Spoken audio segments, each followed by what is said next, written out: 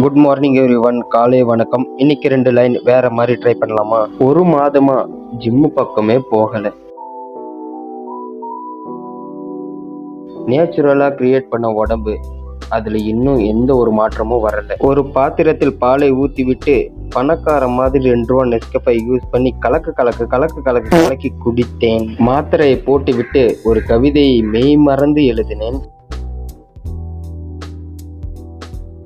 சரி, யாருக்கு டெடிகேட் பண்ணலாம்னு நினைக்கிறேன்? நான் என் கேர்ள் ஃப்ரெண்டுக்காக ஒரு கவிதை எழுதியிருக்கேன். இந்த கவிதையை அவளுக்கு நான் டெடிகேட் பண்ண ஆசைப்படுறேன்.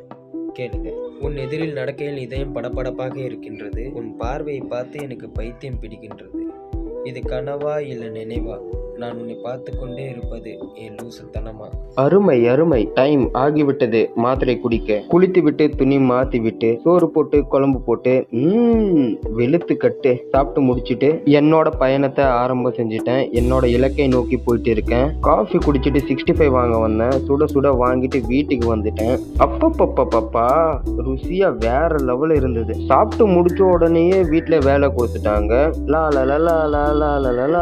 ஏடிஎம் காசு 1 கோடி ரூபா கொடு. சரி, இருக்கிறதான் கூட காசு வீட்டுல வச்சுட்டு மாத்திரையை குடிச்சிட்டு மஞ்சளும் பாலும் குடிச்சிட்டு